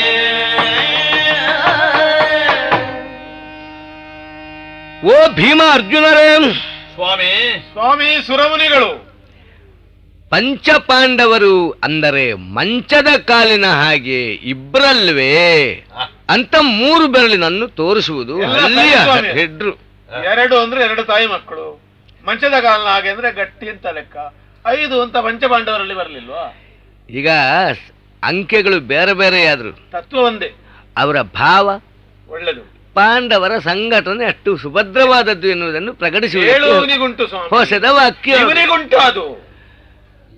ಲೋಕವಿಖ್ಯಾತವಾದಂತಹ ಸಂಘಟನೆಯಲ್ಲಿ ಇವತ್ತು ಒಡಕು ಹುಟ್ಟಿದೆ ಎನ್ನುವುದೇ ನನಗೆ ಆಶ್ಚರ್ಯಕ್ಕೆ ಕಾರಣವಾಗಿದೆ. ನೀವು ಕೇಳುವುದೇ ಅಲ್ವಾ? ಸುದೀರ್ಘ ಕಾಲ ಇದ್ದಂತ ಈ ಸಂಘಟನೆ ಅಮ್ಮ ಕುಂತಿಯಿಂದ ಪ್ರಾರಂಭಗೊಂಡದ್ದು, ಕೈ ಹಿಡಿದ ಹೆಂಡತಿ ದ್ರೌಪದಿಯಿಂದ ಕೊನೆಗೂ ಅದು ಪೋಷಿಸಲ್ಪಟ್ಟು ಇಲ್ಲಿಯವರೆಗೆ ಸಾಗಿ ಬಂದದ್ದು ಅಂತ ನಾನೂ ನಂಬಿಕೊಂಡವನು. ಸ್ವಾಮಿ, ಹಣ ಕೊಟ್ಟು ದನವನ್ನು ತೆಕ್ಕೊಂಡು ಅದನ್ನು ಸಾಕಿ ತೊಳೆದು ಆರೈಕೆ ಮಾಡಿ ಹಾಲು ಕರೆದು ಕಾಯಿಸಿ ಬೇಯಿಸಿ ಮೊಸರು ಮಾಡಬೇಕು ಅಂತ ಹೇಳುವಾಗ ಬೆಕ್ಕು ತಿಂದ ಹಾಗೆ ಎಲ್ಲ ಇಷ್ಟೆಲ್ಲ ನೀವೆಲ್ಲ ಸದಾಶೆಯನ್ನು ಮಾಡಿ ತೆಗೆದಲ್ಲ ಇವ ಎಲ್ಲ ಬಣ್ಣ ಹೋಯ್ತು. ನೀವು ಸುಮ್ಮನೆ ಹೆಚ್ಚು ಮಾತ್ರ ಪಾಲು ಈಗ ಅದಲ್ಲ, ಆಶ್ಚರ್ಯಕ್ಕೆ ಕಾರಣವಾಗಿದೆ ಎಂದೆ. ಒಡಕು ಹುಟ್ಟಿರುವುದೇ ಆಶ್ಚರ್ಯ. ಅದಕ್ಕೆ ನೀವು ಕೇಳುದಲ್ಲ ಹೌದೇನೇ ಭೀಮ ಪಾರ್ಥರು, ಹೌದಾ ಅಂತಲ್ಲ ಕೇಳುದು. ಅಲ್ಲ, ಹಾಗಲ್ಲ. ಪಾರ್ಥರು ಧರ್ಮರಾಯನು ಹೇಳಿದಂತ ಅಭಿಪ್ರಾಯ ಹೌದೇ? ತಪ್ಪು ಹೇಳಿದ್ದೌದು. ಹೇಳಿದ್ದ ಹೌದಲ್ಲ? ಏನದ್ರಲ್ಲಿ ತಪ್ಪನ್ನು ಕಂಡಿರಿ? ಯಾಕದು ತಪ್ಪಾಗಿ ಪರಿಣಮಿಸಿದೆ ಹೇಳುವುದೇ ನನಗೆ ಅರ್ಥ ಆಗುವುದಿಲ್ಲ. ನಾವೆಲ್ಲ ನಿರೀಕ್ಷಿಸುವುದು ಯಾವುದನ್ನು ಗೊತ್ತುಂಟ? ಕುರುಕ್ಷೇತ್ರದ ಯುದ್ಧದ ಬಳಿಕ ಧರ್ಮ ಸಾಮ್ರಾಜ್ಯವೊಂದು ಸ್ಥಾಪಿತವಾಗಿ ಧರ್ಮರಾಯನ ಆಳ್ವಿಕೆಯಲ್ಲಿ ದೋಷಗಳೆಂದೇ ಗುರುತಿಸಲ್ಪಟ್ಟಂತಹ ಕೌಟಿಲ್ಯ, ಚಾಂಚಲ್ಯ, ಕಾಠಿಣ್ಯ, ಕೃಷತ್ವ, ಮಾಂದ್ಯ ಇತ್ಯಾದಿಗಳೆಲ್ಲ ಗುಣವಾಗಿ ಪರಿಣಮಿಸ್ತದೆ. ಎಲ್ಲಿ? ಒಂದೊಂದು ಸ್ಥಾನದಲ್ಲಿ, ಹೆಣ್ಣು ಮಕ್ಕಳ ಒಂದೊಂದು ಸ್ಥಾನದಲ್ಲಿ ಮಾತ್ರ ಇದ್ದು, ಕೌಟಿಲ್ಯ ಮುಂಗುರುಳಿನಲ್ಲಿ, ಚಾಂಚಲ್ಯ ಕಣ್ಣಿನಲ್ಲಿ, ಕಾಠಿಣ್ಯ ವಕ್ಷಮಂಡಲದಲ್ಲಿ, ಕೃಷತ್ವ ಸೊಂಟದಲ್ಲಿ, ಮಾಂದ್ಯ ನಡಿಗೆಯಲ್ಲಿ. ಆ ದೋಷಗಳೆಲ್ಲ ಗುಣವಾಗಿ ಪರಿಣಮಿಸ್ತದಲ್ಲ. ಈ ನಿರೀಕ್ಷೆಯಲ್ಲಿ ನಿಮಗೆ ಲೋಕಾನುಭವದಿಂದ ಗೊತ್ತಾಗುತ್ತದೆ. ಆದರೆ ಪಾಲು ಬಟ್ಟಿದ್ದು ಗೊತ್ತಾಗುದಿಲ್ಲ. ಪ್ರಾಥಮಿಕ ತೆಕ್ಕೊಂಡು ಗೊತ್ತಿಲ್ಲ. ಧರ್ಮರಾಯನ ಆಳ್ವಿಕೆ ಇನ್ನು ಪ್ರಾಥಮಿಕ ಹಂತದಲ್ಲಿರುವಾಗಲೇ ನೀವು ಹೀಗೆ ಹೇಳ್ತೀರಿ ಅಂದ್ರೆ ನನಗೆ ಆಶ್ಚರ್ಯಕ್ಕೆ ಕಾರಣ. ಏನಾಯ್ತು? ಯಾಕೆ ತೊಡಗಿದ್ಯಾ? ನಿಮಗೆ ಅದರಲ್ಲಿ ಏನು ಕೊರತೆ ಕಾಣಿಸಿ? ಒಂದೇನೆದ್ದು ಪಾಲು ಮಾಡ್ಲಿಕ್ಕೆ ಹೇಳಿದ್ಯಾರು? ಇಷ್ಟವರೆಗೆ ಪಾಲನ ಪ್ರಶ್ನೆ ಇರ್ಲಿಲ್ಲ, ಕೇಳೂ ಇಲ್ಲ. ನೀವು ಕೇಳುವುದಕ್ಕಿರುವವರಲ್ಲ. ಉಪದ್ವ್ಯಾಪವೇ ಬೇಡ ಇತ್ತು. ಕಾರ್ಯಕ್ರಮದ ಸುಗಮತೆಗೆ ನೇತಾರ ನೆನ್ನಿಸಿಕೊಂಡವನು ಹಂಚಿಕೆಗಳನ್ನು ಹಾಕಬೇಕಾಗ್ತದೆ, ಯೋಜನೆಗಳನ್ನೆಲ್ಲ ಯೋಚಿಸಬೇಕಾಗುತ್ತದೆ. ಹಾಗೆ ಏನ್ ತಪ್ಪಿದೆ? ಎಂತದ್ದು? ಇಷ್ಟಕ್ಕೂ ಸ್ವಯಂ ಕರ್ತೃತ್ವದಿಂದಂತೂ ಯುಧಿಷ್ಠಿರ ದೇವ ತಾನು ಮುಂದುವರೆದವನಲ್ಲ. ಸಣ್ಣವರಿಗೆ ಕಾಯ್ಲಿಕ್ಕೆ ನಾವು ದ್ವಾರಕಾಧೀಶನಾದಂತಹ ಶ್ರೀಕೃಷ್ಣನ ನಿರ್ದೇಶನದ ಮೇರೆಗೆ ಇದನ್ನು ಕೈಗೆತ್ತಿಕೊಂಡಿದ್ದೇನೆ ಅಂತ ಯಾರೇ ನಿಮ್ಮನ್ನೆಲ್ಲ ಇಲ್ಲಿಯ ತನಕ ಕರೆತಂದು ದಡಮುಟ್ಟಿಸಿದವನಲ್ವೇ? ಅವರವರಿಗೆ ಅಣ್ಣ ತಮ್ಮಂದ್ರಿಗೆ ಸರಿ ಇಲ್ಲ. 16,000ದಲ್ಲಿ ಹುಟ್ಟಿದ 60,000 ಮಕ್ಕಳು ಒಂದೊಂದು ಕಡೆ ಒಂದೊಂದು ಮುಖ ನೋಡ್ತಾರೆ. ಅವ ಬೇರೆ ಹತ್ರ ಪಾಲು ಮಾಡಿಸುವುದ?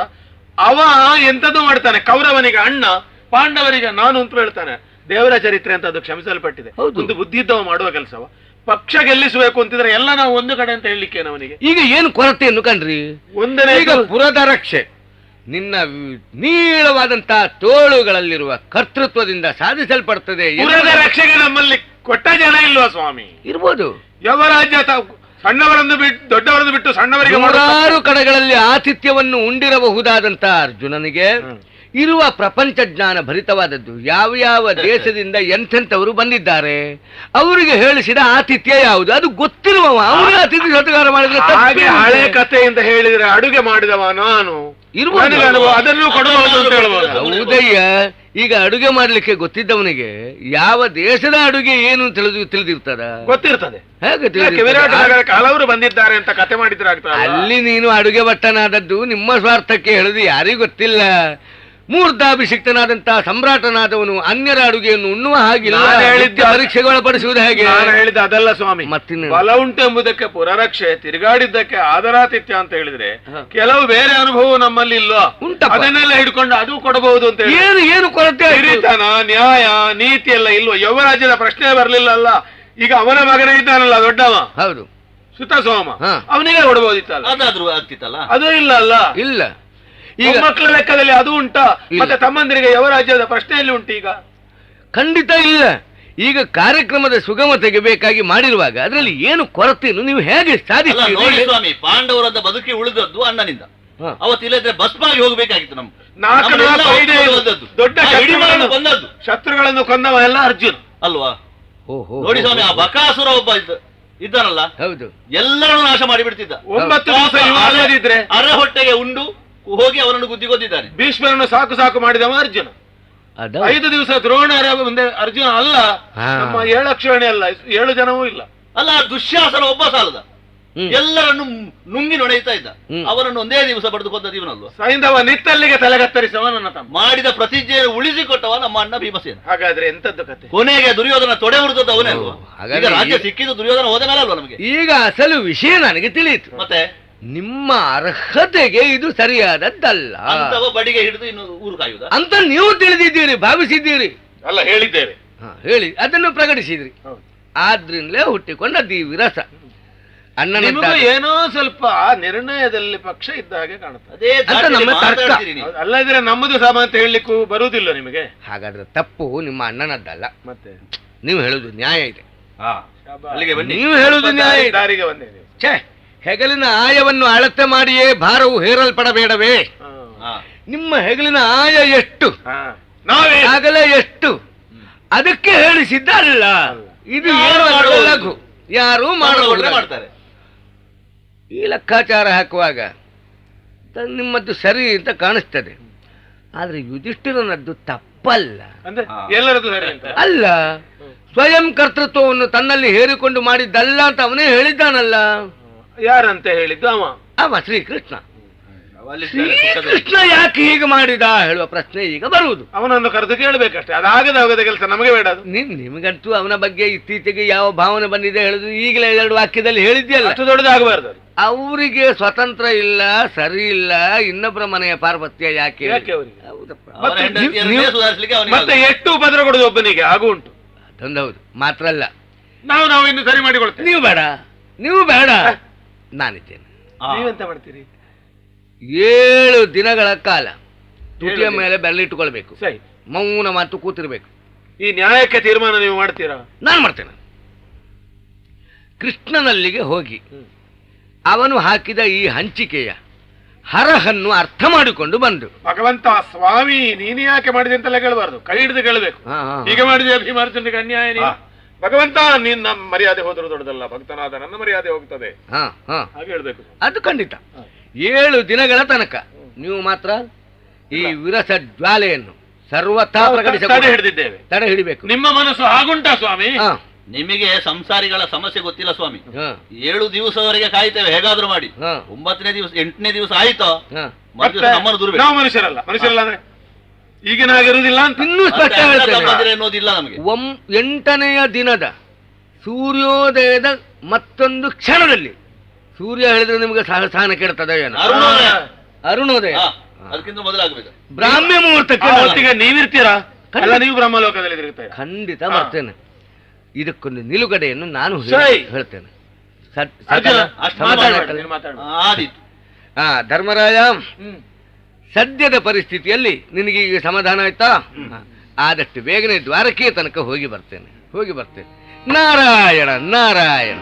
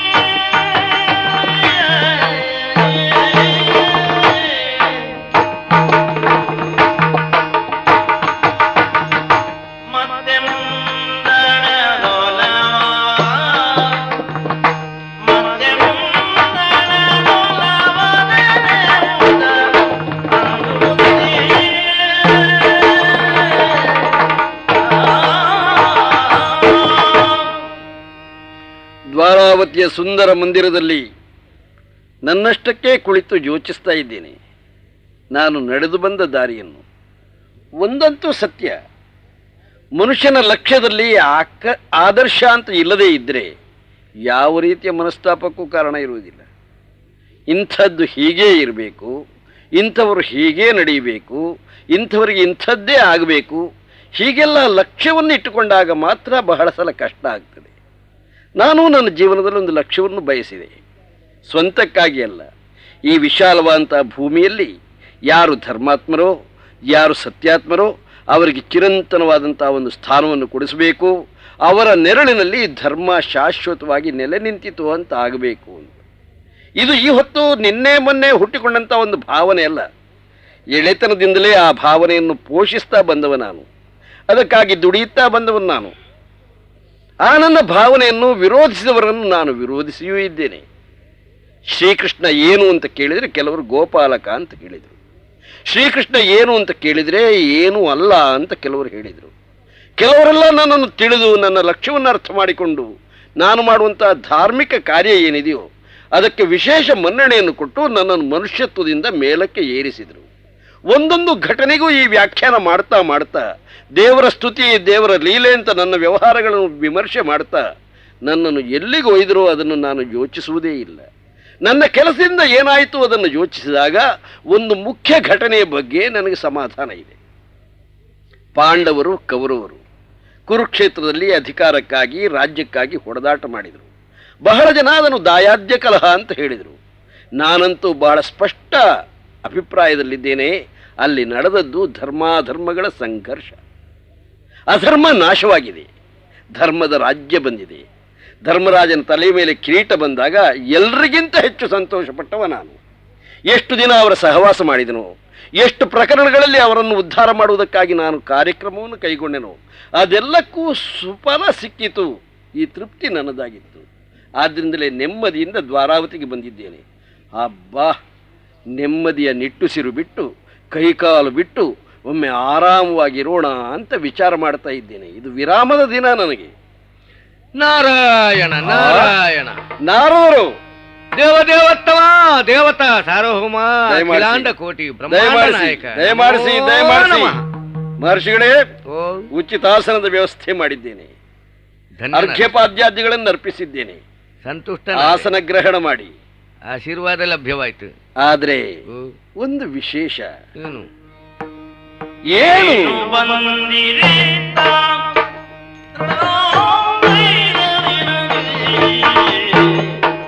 ಏನು ಬಂದಿರಿತ ಮನದೊಳಗೇನು ಯೋಚಿಸುತ್ತ ಮನದೊಳಗೇನು ಯೋಚಿಸುತ್ತ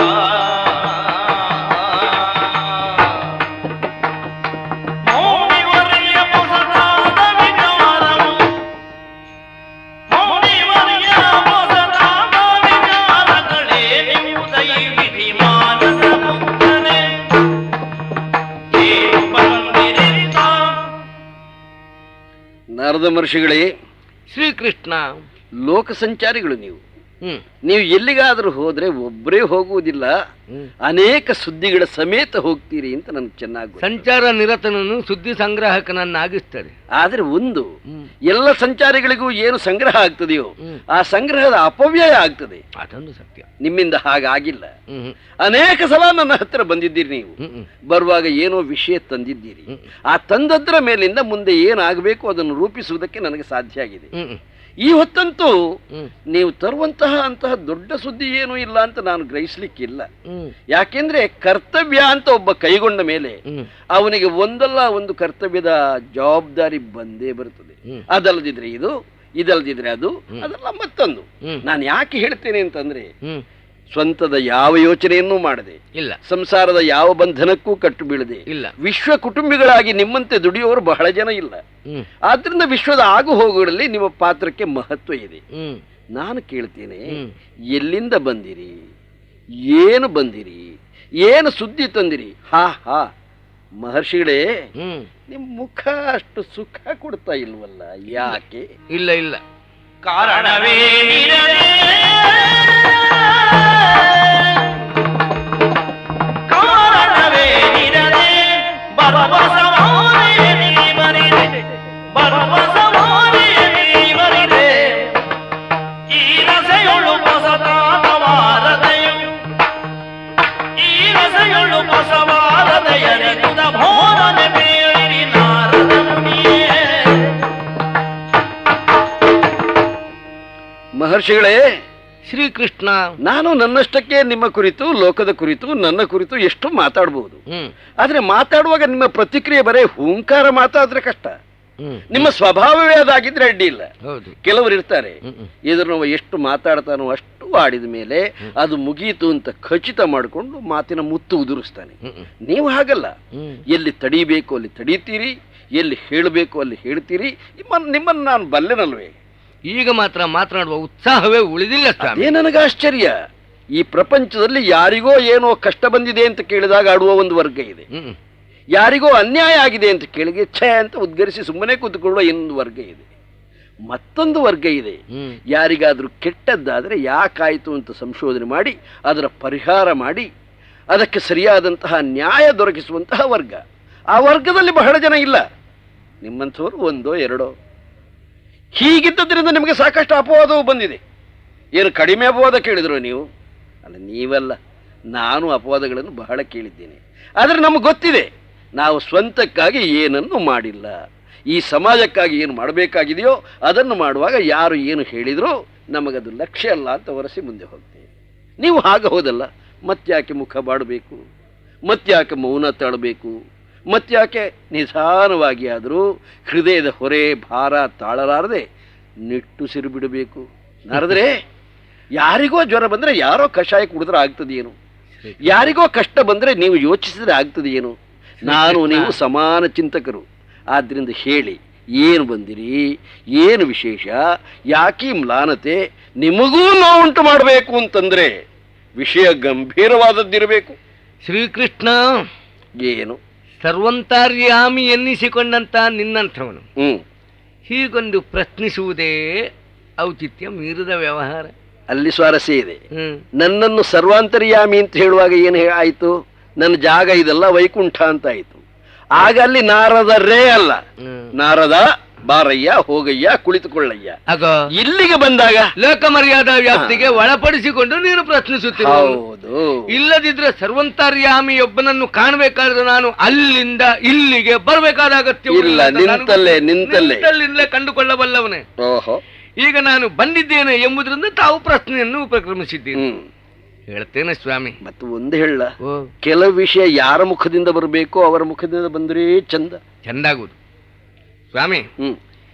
ಈ ವಿಷಯ ನನ್ನ ಬಾಯಿಂದಲೇ ಬರಬೇಕು ಅಂತ ಆಗುವಾಗ ಮತ್ತೆ ನಾನು ಅದನ್ನು ನಿರಾಕರಿಸುವುದು ಸಲ್ಲ. ಬಂದಿರುವುದು ನಾನು ಹಸ್ತಿನಾವತಿಯಿಂದ. ನಮ್ಮ ಹಸ್ತಿನಾವತಿಯಿಂದ? ಹೌದು ಸ್ವಾಮಿ, ಧರ್ಮರಾಜನ ಸಾಮ್ರಾಜ್ಯದಿಂದ. ಆಹಾ ಆಹಾ, ಅದನ್ನು ಹೇಳುವಾಗ ನಮಗೆ ಎಷ್ಟು ಉತ್ಸಾಹವೋ ಅಲ್ಲಿಯ ವರ್ತಮಾನ ಹೇಳುವಾಗ ಅಷ್ಟೇ ನಿರುತ್ಸಾಹ. ಅದ್ಯಾಕೆ?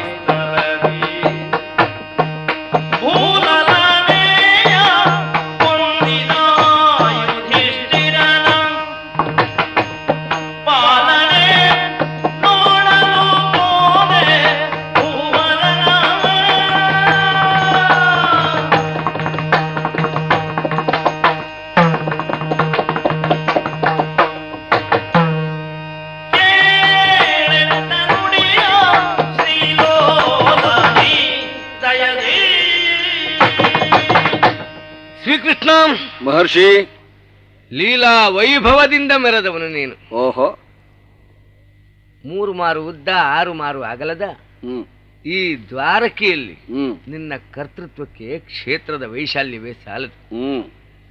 ನಿನ್ನ ಕರ್ತೃತ್ವ ವಿಜೃಂಭಿಸಬೇಕು, ವಿಶಾಲವಾದಂತ ಭಾರತ ವರ್ಷಕ್ಕೆ ಪ್ರಯೋಜನಕಾರಿಯಾಗಿ. ಆದರೆ ಏನು? ಆದರೆ ಶಾಪಗ್ರಸ್ತವಾದಂತ ಈ ಯದುವಂಶದಲ್ಲಿ ನೀನು ಹುಟ್ಟಿಕೊಂಡು ಭಾರತ ವರ್ಷದಲ್ಲಿ ಏನನ್ನೂ ನೀನು ಮಾಡುವ ಹಾಗಿಲ್ಲ. ನಿನಗೆ ಎದುರುಗಡೆಯಲ್ಲಿ ಯಾರಾದರೂ ಬೇಕು, ಅವರ ಬೆಂಗಡೆಯಲ್ಲಿ ನಿಂತು ನಿನ್ನ ಕರ್ತೃತ್ವವನ್ನು ನೆರವಬಲ್ಲೆ. ಮಾಡಿಸಬಲ್ಲವನು ನಾನು, ಅಷ್ಟೇ ಮಾಡಿಸಿದವನು ನಾನು. ಈ ದಿಸೆಯಲ್ಲಿ ಮಮ ಪ್ರಾಣಾಹಿ ಪಾಂಡವಾಹ ಅಂತ ಉದ್ಗಾರವನ್ನು ಹೊರಡಿಸಿ ಅವರನ್ನು ನಿನ್ನ ಪ್ರಾಣ ಪಂಚಕಗಳಂತೆ ಉಪಯೋಗಿಸಿಕೊಂಡವನು. ನಿಜ.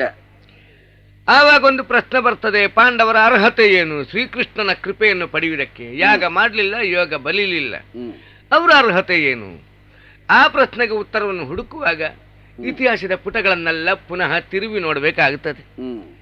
ಅಖಂಡವಾದಂತಹ ಈ ಭಾರತ ವರ್ಷಕ್ಕೆ ಆದರ್ಶಪ್ರಾಯವಾದಂತಹ ಒಂದು ಸುಭದ್ರ ಆಡಳಿತ ಬೇಕು ಎನ್ನುವ ಕನಸನ್ನು ಕಂಡವರು ಮೊತ್ತ ಮೊದಲು ಆಚಾರ್ಯ ಭಾರ್ಗವರು ಪರಶುರಾಮರು. ಅಭಿನವ ರಾಮನೊಬ್ಬನನ್ನು ಸಿದ್ಧಪಡಿಸುವಂತಹ ತಮ್ಮ ಸಂಕಲ್ಪವನ್ನು ಈಡೇರಿಸಿಕೊಳ್ಳುವುದಕ್ಕೆ ದೇವವ್ರತ ನಾಮಕನಾಗಿದ್ದ ಭೀಷ್ಮನನ್ನು ಶಿಷ್ಯನನ್ನಾಗಿ ಅಂಗೀಕರಿಸಿದ್ರು. ಹೌದು. ಏನು ಮಾಡೋಣ, ಅವರ ಸಂಕಲ್ಪವು ಸುಳ್ಳಾಗಿ ಹೋಯಿತು. ಯಾಕಂದ್ರೆ ದೇವವ್ರತನು ಭೀಷ್ಮನಾಗಿ ಬೀಳಬೇಕಾಯ್ತು. ಆವಾಗ ಮತ್ತೊಬ್ಬ ಬ್ರಹ್ಮರ್ಷಿ ಇಳಿದು ಬಂದ ದ್ವಾಪರಕ್ಕೆ. ತ್ರೇತಾಯುಗದ ರಾಮನಿಗೆ ವಿದಾಯವನ್ನು ಸೂಚಿಸಿದ ದೂರ್ವಾಸರು ಕುಂತಿಗೆ ಬಂದು ಉಪದೇಶ ಮಾಡ್ತಾರೆ. ಅದು ವಿಫಲಗೊಳ್ಳುವಂತ ಸ್ಥಿತಿ ಏರ್ಪಟ್ಟಿತ್ತು. ಯಾಕಂದ್ರೆ ಕುಂತಿಯ ಸ್ಪರ್ಶ ಮಾಡಿದ್ರೆ ಪಾಂಡು ಸಾಯುವುದು. ಹಾಗಿರುವಾಗ ಅಲ್ಲಿಯೂ ಸಂತಾನ ಪಡೆಯುವ ಹಾಗಿಲ್ಲ. ಚಂದ್ರವಂಶ ಸಂತಾನ ವಿಹೀನತೆಯಲ್ಲಿ ಬಳಲುತ್ತಿರುವಾಗ ಮತ್ತೊಬ್ಬ ಬ್ರಹ್ಮರ್ಷಿ ಸಿದ್ಧನಾದ, ಸ್ವಯಂ ಭಗವಾನ್ ಅನ್ನಿಸಿಕೊಂಡ ವೇದವ್ಯಾಸ. ಅವರು ಮಂತ್ರಪಿಂಡವನ್ನು ಗಾಂಧಾರಿಗೆ ಕೊಟ್ಟರು. ಸ್ತ್ರೀ ಸಹಜವಾದಂತ ದೌರ್ಬಲ್ಯ ಕುಂತಿಯಲ್ಲಿರುವುದು ತಪ್ಪೇನು ಅಲ್ವಲ್ಲ.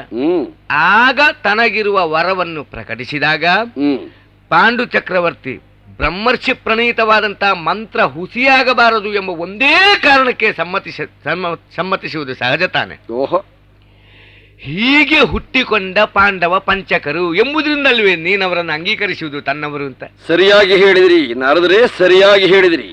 ಹಾಗಾದ್ರೆ ಈ ಪಾಂಡವ ಪಂಚಕರನ್ನು ಪ್ರತಿಷ್ಠಾಪಿಸುವುದರ ಮೂಲಕ ಅಭಿನವ ರಾಮರಾಜ್ಯವೊಂದು ಸಿದ್ಧವಾಗುತ್ತದೆ ಎಂಬ ನಿನ್ನ ಆಲೋಚನೆಯನ್ನು ಈಡೇರಿಸಿಕೊಳ್ಳುವಲ್ಲೇ ಮಹಾ ಸಂಗ್ರಾಮವನ್ನು ಏರ್ಪಡಿಸಿಕೊಂಡೆ. ಮುಗಿಸಿಬಿಟ್ನಲ್ಲ, ಇಷ್ಟ ಸಿದ್ಧಿ ಆಯ್ತಲ್ಲ. ಯುಧಿಷ್ಠಿರ ದೇವನಿಗೆ ಸಾಮ್ರಾಜ್ಯವನ್ನು ಕಟ್ಟಿಕೊಟ್ಟು ನೀನಿತ್ತ ಬಂದೆ. ಹೌದು. ಈಗ ಅಲ್ಲಿ ಏನಾಗಿದೆ ಗೊತ್ತೇ? ಸುಖರಾಜ್ಯ ಇಲ್ಲ ಸ್ವಾಮಿ, ಧರ್ಮರಾಜ್ಯ. ಖಂಡಿತ ನಿನ್ನ ಹಂಚಿಕೆ ವಿಫಲಗೊಳ್ಳುವ ಸ್ಥಿತಿ ಏರ್ಪಟ್ಟಿದೆ. ಏನು?